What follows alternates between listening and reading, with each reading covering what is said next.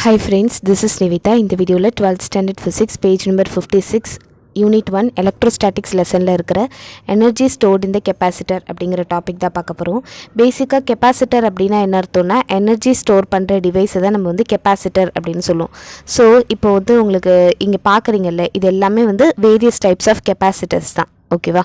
So இதில் வந்து energy வந்து எவ்வளோ ஸ்டோர் ஆயிருக்கு அப்படிங்கிறத தான் பார்க்க போகிறோம். கொஞ்சம் இம்பார்ட்டண்ட்டான கான்செப்ட். ஓகேவா? கெப்பாசிட்டர்ஸ் வந்து நாட் ஒன்லி ஸ்டோர்ஸ் த சார்ஜை மட்டும் ஸ்டோர் பண்ணாது, இட் ஆல்சோ ஸ்டோர்ஸ் எனர்ஜியையும் ஸ்டோர் பண்ணும் அப்படின்னு சொல்கிறாங்க. ஓகேவா? When a battery is connected to the capacitor, இப்போ ஒரு பேட்டரியை வந்து கெப்பாசிட்டர் கூட கனெக்ட் பண்ணுறேன். பேசிக்காக கெப்பாசிட்டர்னு என்னது? சார்ஜை ஸ்டோர் பண்ணியிருக்க device.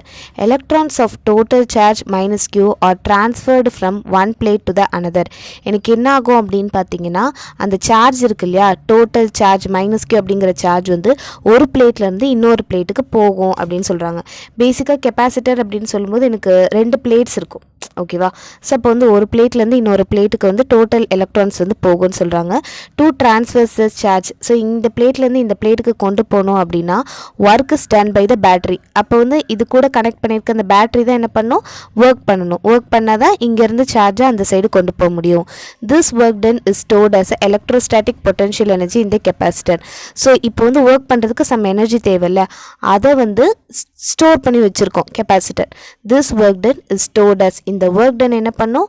Is stored as electrostatic potential energy. Potential எனர்ஜினா என்னது? லைக் இப்போ கைனெட்டிக் எனர்ஜினா ஒரு இடத்துலேருந்து இன்னொரு இடத்துக்கு போகிற எனர்ஜியை நம்ம கைனெட்டிக் எனர்ஜின்னு சொல்லுவோம். பொட்டன்ஷியல் எனர்ஜினா அதே இடத்துல இருக்கிறதுக்கு தேவையான இதை தான் நம்ம பொட்டன்ஷியல் எனர்ஜின்னு சொல்லுவோம். ஸோ இப்போ அந்த ஒர்க் டன் வந்து எப்படி ஸ்டோர் ஆயிருக்கு அப்படின்னு சொல்கிறாங்க? எலக்ட்ரோஸ்டாட்டிக் பொட்டன்ஷியல் எனர்ஜியாக ஸ்டோர் ஆயிருக்கு இந்த கெப்பாசிட்டரில். அது வந்து ஒர்க் டன் வந்து அதில் இருக்குது. ஓகேவா? டு ட்ரான்ஸ்ஃபர், இப்போ நான் வந்து ரொம்ப சின்ன சார்ஜை வந்து நான் ட்ரான்ஸ்ஃபர் பண்ணணும் of potential difference V. So ஓகேவா? பேட்டரி வந்து ஒரு பொட்டன்ஷியல் டிஃப்ரென்ஸ் கொடுக்குது. அப்போ நான் கொஞ்சோண்டு ரொம்ப இன்ஃபினிட்டெசிமலி ஸ்மால் சார்ஜை நான் ட்ரான்ஸ்ஃபர் பண்ணணும் அப்படின்னா ஒர்க் எனக்கு எப்படி இருக்கும் அப்படின்னு பார்த்தீங்கன்னா dW is equal to V into dQவாக இருக்கும். ஏன்னா this is small work done தானே, நம்ம ஸ்மால் சார்ஜுங்கிறதுனால ஸ்மால் ஒர்க் டன்னு சொல்லும்போது dW is equal to V into dQ அப்படின்னு வரும். இப்போ நான் நெக்ஸ்ட் என்ன பண்ணிக்கிறேன் அப்படின்னா V is equal to Q by C என்கிட்ட ஒரு ஃபார்முலா இருக்கா? பேசிக்காக வந்து capacitance is equal to Q by Vன்னு ஃபார்முலா இருக்குது. இப்போ V is equal to நான் என்ன பண்ணிக்கிறேன்? Q by C இந்த மாதிரி எடுத்துக்கிறேன். ஓகேவா? இப்போ நான் என்ன பண்ண போகிறேன் அப்படின்னு பார்த்தீங்கன்னா, இந்த வியோட வேல்யூ இருக்கு இல்லையா, அதை கொண்டு போய் இந்த ஈக்குவேஷனில் சப்ஸ்டிடியூட் பண்ண போகிறேன். Total work done to charge A capacitor is, இப்போ வந்து இது வந்து ஸ்மால் ஒர்க் டன். ஓகேவா? dW அப்படின்னு போடும்போது that is small work done. இப்போ நான் என்ன கண்டுபிடிக்க போகிறேன் அப்படின்னா டோட்டல் ஒர்க் டன் கண்டுபிடிக்க போகிறேன். ஸோ டோட்டல் ஒர்க் டன் கண்டுபிடிக்கிறதுக்கு நான் என்ன பண்ணணும்னா ரெண்டு சைடுமே வந்து இன்டகிரேட் பண்ணணும். சரியா? ஸோ முதல்ல நான் என்ன செய்கிறேன் அப்படின்னா, பேசிக்காக எனக்கு ஃபஸ்ட்டு இருந்தது என்னது? dW is equal to VdQ அப்படின்னு இருந்தது. இதில் வந்து V is equal to Q by C அப்படிங்கிறத சப்ஸ்டிடியூட் பண்ணுங்க அப்படின்னு இருந்தது. இப்போ இதை Q by C சப்ஸ்டிடியூட் பண்ணிங்கன்னா உங்களுக்கு என்ன ஆகும்? dW is equal to Vக்கு பதிலாக Q by C into dQ அப்படின்னு வரும். ஓகே, இப்போ நான் என்ன செய்கிறேன் அப்படின்னா ரெண்டு இடத்துலையுமே வந்து இன்டகிரேட் பண்ணுறேன். எதுக்காக? To find like total work டனை கண்டுபிடிக்கிறதுக்காக. ரெண்டு சைடும் இன்டகிரேட் பண்ணேன்னா எனக்கு dWவை இன்டகிரேட் பண்ணும்போது எனக்கு என்ன ஆகிடும்? Wன்னு வந்துடும். W is equal to integral over, இப்போ இங்கே என்ன எனக்கு சேஞ்ச் ஆகுது? dQ தானே சேஞ்ச் ஆகுது. ஸோ அதனால் வந்து நான் அந்த லிமிட்ஸ் வந்து 0லேருந்து Q வரைக்கும் இருக்கும் அப்படிங்கிற மாதிரி எடுத்துக்கிறேன். 0லேருந்து Q வரைக்கும் இருக்கும். Q by C dQ அப்படின்னு வரும். ஓகேவா? இது வரைக்கும் கிளியராக? லைக் எப்படி சொல்கிறதுனா dW is equal to VdQன்னு இருக்குது. இந்த வியோட வேல்யூவில் நான் Q by Cயை சப்ஸ்டிடியூட் பண்ணுறேன். அப்போ எனக்கு நான் Q by C இந்த இடத்துல சப்ஸ்டிடியூட் பண்ணிட்டேன். அதுக்கப்புறம் இந்த ஸ்மால் ஒர்க் டன் எனக்கு என்னன்னு சொல்லலாம்? இன்டகிரேட் பண்ணோன்னா எனக்கு பெரிய ஒர்க் டன் ஆகிடும். ஓகே, ஸோ இந்த 0 to Q அப்படின்னு வந்திருக்கும். இப்போ ஃபஸ்ட் எனக்கு என்ன ஆகும் அப்படின்னு பார்த்தீங்கன்னா, இந்த இடத்துல வந்து சிங்கிறது கான்ஸ்டன்ஸ் கெப்பாசிட்டன்ஸ். ஸோ அதனால் அது வெளில போயிடும். 0 to Q Q dQ அப்படின்னு வந்திருக்கும். ஓகேவா? நீங்கள் வந்து இதை இன்டகிரேட் பண்ண போகிறீங்க. இப்போ எக்ஸ் பவர் என்ன இன்டகிரேட் பண்ணிங்க அப்படின்னு சொன்னால் உங்களுக்கு என்ன வரும்னா எக்ஸ் பவர் n+1 by n+1ன்னு வரும். அதே மாதிரி இந்த இடத்துல க்யூவை இன்டகிரேட் பண்ணிங்கன்னா திஸ் இஸ் Q power 1. ஓகேவா? இப்போ 1 by C இன்ட்டு க்யூவை இன்டகிரேட் பண்ணிங்கன்னா Q power 1+1 டிவைடட் பை 1+1 அப்படின்னு வந்திருக்கும். ஸோ அப்போ இதோட வேல்யூ எனக்கு என்ன இருக்கும் அப்படின்னா 1 by C into q square by 2ன்னு வரும். இந்த இடத்துல பாருங்கள் q ஸ்கொயர் பை 2c அப்படிங்கிறது வந்திருக்கா. இதுதான் என்னது எனக்கு டோட்டல் ஒர்க் டன். நான் வந்து இந்த ஃபார்மேட்டில் போடுறேன். இன்டகிரேட் பண்ணும்போது நீங்கள் 11th ஸ்டாண்டர்ட்லேயே படிச்சிருப்பீங்க. ஸோ அந்த ஃபார்மேட்டில் q பவர் 1ன்னு இருக்குன்னா q பவர் 1 + 1 டிவைடட் பை 1 + 1 அப்படின்னு வரும். சரியா?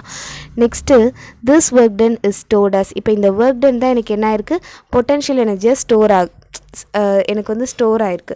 ஓகே, அதனால் நான் என்ன பண்ணுறேன் அப்படின்னா இந்த ஒர்க் டனுக்கு பதிலாக it is stored as a potential எனர்ஜின்னு எழுதிக்கிறேன். பொட்டென்ஷியல் எனர்ஜி வந்து நம்ம யூஇன்னு எழுதுவோம். UE is equal to q square by 2cன்னு வந்திருக்கும். இப்போ க்யூக்குன்னு நமக்கு ஒரு ஃபார்முலா இருக்குது. q is equal to CV அப்படின்னு சொல்லிட்டு நம்ம நார்மலாக c is equal to q by வின்னு எடுப்போம்ல.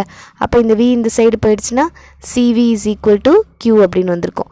ஸோ அதை நான் என்ன பண்ணுறேன் அப்படின்னா இந்த க்யூக்கு பதிலாக நான் சப்ஸ்டிடியூட் பண்ண போகிறேன். அப்போ ஜஸ்ட் பாருங்கள், க்யூக்கு பதிலாக சிவிடி ஹோல் ஸ்கொயர் பை 2cன்னு வந்திருக்கும், which is equal to c square v square by 2cன்னு வரும். சிசி கேன்சல் ஆகிடுச்சு அப்படின்னா சிவி ஸ்கொயர் பை 2 அப்படின்னு வந்திருக்கும். ஓகேவா? சிவி ஸ்கொயர் பை 2 இது என்னது எனக்கு எலக்ட்ரோஸ்டாட்டிக் பொட்டென்ஷியல் எனர்ஜி அப்படின்னு சொல்கிறது. Where q is equal to CV is யூஸ்டுன்னு சொல்லிட்டாங்க. Next this stored energy is directly proportion to the capacitance of the capacitor. இந்த ஸ்டோர் பண்ணியிருக்க எனர்ஜி வந்து எதுக்கு டைரக்ட்லி ப்ரப்போர்ஷனாக இருக்குன்னா கெப்பாசிட்டன்ஸ் ஆஃப் த கெப்பாசிட்டருக்கு டைரக்ட்லி ப்ரப்போர்ஷனாக இருக்குது. அதுக்கு பிறகு square of the voltage between the plates of the கெப்பாசிட்டருக்கு டைரக்ட்லி ப்ரப்போர்ஷனாக இருக்குது. Square of the voltage between the plates of the கெப்பாசிட்டருக்கு டைரக்ட்லி ப்ரப்போர்ஷனலாக இருக்குது. But where is the energy stored? ஆனால் இந்த கெப்பாசிட்டரில் இந்த எனர்ஜி எங்கே ஸ்டோர் ஆகிருக்கும் அப்படின்னு பார்த்தீங்கன்னா இந்த கொஸ்டினை வந்து நீங்கள் புரிஞ்சுக்கணும் அப்படின்னா இந்த மேலே கொடுத்துருக்காங்கல்ல அந்த ஈக்குவேஷனை வந்து நான் எப்படி எழுதுகிறேன் அப்படின்னா சிக்கு பதிலாக எப்சிலன் நாட் a பை டியும் விக்கு பதிலாக இடி அப்படின்னும் நான் எடுத்துக்க போகிறேன், சேஞ்ச் பண்ணி எடுத்துக்க போகிறேன். இந்த எனர்ஜி எங்கே ஸ்டோர் ஆகிருக்கும் அப்படின்றது கெப்பாசிட்டர்ஸில் எங்கே ஸ்டோர் ஆகிருக்கும்னு நான் தெரிஞ்சுக்கிறதுக்கு இங்கே c is equal to epsilon naught a by D அப்படின்னு சொல்லிட்டு முன்னாடியே நம்ம டிரைவ் பண்ணி வச்சுருக்கோம். அதையும் அதே மாதிரி உங்களுக்கு பார்த்தீங்கன்னா இது ஒரு formula v is equal to இடி அப்படின்னு சொல்லிட்டு அதையும் நான் என்ன பண்ணுறேன், கொண்டு போய் சப்ஸ்டிடியூட் பண்ணுறேன். எங்கே ue is equal to 1/2 cv square. இந்த இடத்துல பாருங்கள் 1/2 cv ஸ்கொயர். ஓகேவா? இந்த இடத்துல சிக்கு பதில் என்ன சப்ஸ்டிடியூட் பண்ணியிருக்காங்க, எப்சிலான் நாட் a பை டின்னு சப்ஸ்டியூட் பண்ணியிருக்காங்க. அதுக்கு பிறகு வந்து இங்கே v ஸ்கொயருக்கு பதிலாக இது சப்ஸ்டியூட் பண்ணியிருக்காங்க, இடிடி ஹோல் ஸ்கொயர் அப்படிங்கிறத சப்ஸ்டிடியூட் பண்ணியிருக்காங்க. சரியா? ஸோ இப்போ எனக்கு என்ன ஆகும் அப்படின்னு பார்த்தீங்கன்னா 1/2 epsilon naught a by D into E square into D ஸ்கொயர்னு வரும். இங்கே ஒரு டியும் கேன்சல் ஆகிடுச்சு அப்படின்னா உங்களுக்கு என்ன ஆகும்னா 1/2 எப்சிலான் நாட். ஓகேவா? இங்கே ஒரு ஏ இருக்குது, இங்கே ஒரு டி இருக்குது, ஏவையும் டியும் ஒன்றா போடுறாங்க, இ ஸ்கொயர் அப்படிங்கிறத இங்கே போட்டுக்கிறாங்க. இந்த இடத்துல நீங்கள் நார்மலாக கியூபாய்டுக்குன்னு பார்த்தீங்கன்னா length into breadth into height தான் நம்ம என்னென்னு படிப்போம், வால்யூம்னு படிப்போம். லென்த் இன்ட்டு பிரெத்துன்னு மட்டும் வரும்போது அதை நம்ம ஏரியான்னு தானே சொல்லுவோம். அப்போது இந்த இடத்துல பாருங்கள் ஏரியா இன்ட்டு ஹைட்டு அதை தான் வால்யூம்னு சொல்லுவோம். அப்போ ஏரியா இன்ட்டு டிஸ்டன்ஸை நம்ம என்னென்னு சொல்லலாம், வால்யூம்னு சொல்லலாமா? So area into distance equal to volume of the space between the capacitor plates அப்படின்னு வரும். இப்போது ஓகே, இது வரைக்கும் நம்ம டெரைவ் பண்ணிட்டோம். இப்போ the energy stored per unit volume of the space is defined as a energy density. இப்போது நம்ம என்ன செஞ்சுருக்கோம் அப்படின்னு பார்த்தீங்கன்னா நான் வந்து யூஇக்கு ஒரு ஃபார்மேட் மாதிரி கண்டுபிடிச்சி வச்சுருக்கேன். இப்போ வந்து எனர்ஜி ஸ்டோர்டு பர் யூனிட் வால்யூமை தான் நம்ம வந்து எனர்ஜி டென்சிட்டி அப்படின்னு சொல்லுவோம். பேசிக்காக இப்போ டென்சிட்டி அப்படின்னா என்ன அர்த்தம், மாஸ் பை வால்யூம் தானே சொல்லுவோம். Density rho is equal to mass by volume. அதாவது ஒரு பர்டிகுலர் வால்யூமில் உங்களுக்கு எவ்வளோ மாஸ் இருக்குது அப்படிங்கிறது அதோட அடர்த்தி அப்படின்னு சொல்லியிருப்பாங்க. இப்போ எனக்கு தேவையானது என்னது, எனர்ஜி டென்சிட்டி அப்படிங்கிறது எனக்கு தேவை. இப்போ எனர்ஜி டென்சிட்டி அப்படிங்கிறது என்னென்னா energy stored per unit volume. அப்போ எவ்வளோ எனர்ஜி வந்து ஸ்டோர் ஆகிருக்கு ஒரு பர் யூனிட் வால்யூமில் எனக்கு எவ்வளோ எனர்ஜி ஸ்டோர் ஆகிருக்கு அப்படிங்கிறத நம்ம வந்து என்னென்னு சொல்லுவோம், எனர்ஜி டென்சிட்டி அப்படின்னு சொல்லுவோம். ஸோ அப்போ அதோட ஃபார்முலா யூஇ அப்படிங்கிறத அது நம்ம small UE is equal to U by volume அப்படின்னு வரும். ஓகேவா? அப்போ இந்த இடத்துல நம்ம ஏற்கனவே வந்து யூங்கிறது இங்கே கண்டுபிடிச்சி வச்சுருக்கோம்ல, யூஇ யூ எல்லாமே ஒன்று தான். ஸோ அப்போ அதை கண்டுபிடிக்கும் போது இங்கே சப்ஸ்டியூட் பண்ணலாமா, யூஇ இஸ் ஈக்குவல் டு யூன்னு சொல்லும் போது 1/2 epsilon not a D into இ ஸ்கொயர்னு வரும். இ ஸ்கொயர் டிவைடட் பை வால்யூம் அப்படின்னு சொல்லும்போது எனக்கு என்னாகும், ஏடின்னு வரும். ஸோ ஏடி கேன்சல் ஆகிடுச்சுன்னா 1/2 எப்சிலான் நாட் இ ஸ்கொயர் அப்படின்னு வந்திருக்கும். யூஇயோட வேல்யூ 1/2 எப்சிலான் நாட் இ ஸ்கொயர்னு வந்திருக்கும். இந்த ஈக்குவேஷன்லேருந்து எனக்கு என்ன தெரியுது அப்படின்னா, we can infer that நம்ம என்ன சொல்லலாம்னா energy stored in the electric field existing between the plates of the capacitor. அதாவது அந்த எனர்ஜி வந்து எங்கே ஸ்டோர் ஆயிருக்கு அப்படின்னா அந்த கெப்பாசிட்டருக்கு, இப்போ இதுதான் கெப்பாசிட்டர்னு வச்சுக்கோங்களேன், அதுக்கு ரெண்டுத்துக்கும் இடையில இருக்கிற அந்த ஒரு அந்த ஒரு இடத்துல தான் அது வந்து ஸ்டோர் ஆயிருக்குன்னு சொல்கிறாங்க. Energy is stored in the electric field, okay, existing between the plates of the capacitor. ஏன்னா இங்கே பாருங்கள், எனர்ஜி டென்சிட்டி வந்து டைரக்ட்லி ப்ரொபோர்ஷனல் டு ஈன்னு தானே சொல்கிறாங்க. So is stored in the electric field existing between the plates of the capacitor. Once the capacitor is allowed to discharge, the energy is retrieved. இப்போ கெப்பாசிட்டர்லேருந்து நம்ம வந்து டிஸ்சார்ஜ் பண்ணோம், like அதில் இருக்கிற சார்ஜஸ் எல்லாமே வெளியில் கொண்டு வந்தோம் அப்படின்னா எனக்கு அதில் இருக்கிற எனர்ஜியும் வந்து வெளியில் வந்துடும் அப்படின்னு சொல்கிறாங்க. சரியா? ரிட்ரைவ்டு அப்படின்னா மீட்டுக்கோடு அப்படின்றது மாதிரி அர்த்தம்.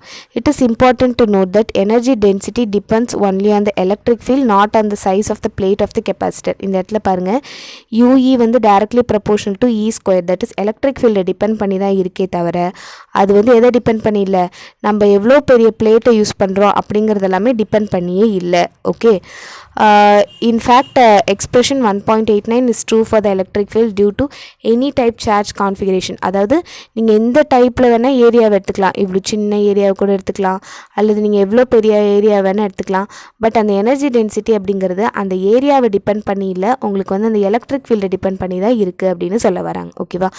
இது நான் மொத்தமாக சொல்லும்போது உங்களுக்கு ரொம்ப பெருசாக இருக்கிற மாதிரி தெரியும், பட் ஜஸ்ட் லிசன். இந்த ஒரு ஸ்டெப் எழுத போகிறீங்க, வீக்கு பதிலாக இதை எழுத போகிறீங்க. ஓகே, ஸோ அதுக்கு பிறகு இதை வந்து இன்டகிரேட் பண்ணி போட போகிறீங்க. அதுக்கப்புறம் நீங்கள் வந்து அந்த கியூக்கு பதிலாக சிவி அப்படிங்கிறத சப்ஸ்டியூட் பண்ணி போட போகிறீங்க. அதுக்கு பிறகு இப்போ நீங்கள் வந்து அதான் எங்கே வந்து ஸ்டோர் ஆகிருக்கு அப்படின்னு தெரிஞ்சுக்கணுன்னா இந்த ரெண்டு வேல்யூஸை சப்ஸ்டியூட் பண்ணுறீங்க, உங்களுக்கு இந்த மாதிரி வருது. அதுக்கப்புறம் நீங்கள் வந்து எனர்ஜி டென்சிட்டிங்கிறத கண்டுபிடிக்கிறீங்க. மேக்ஸிமம் போனால் 7 ஸ்டெப்ஸ் தான் வரும். ரொம்ப ரொம்ப ஈஸியான டெரிவேஷன். தேங்க்யூ ஃபார் வாட்சிங். இந்த வீடியோ உங்களுக்கு பிடிச்சிருந்தா லைக் பண்ணுங்கள், ஷேர் பண்ணுங்கள், subscribe to my channel. Thank you.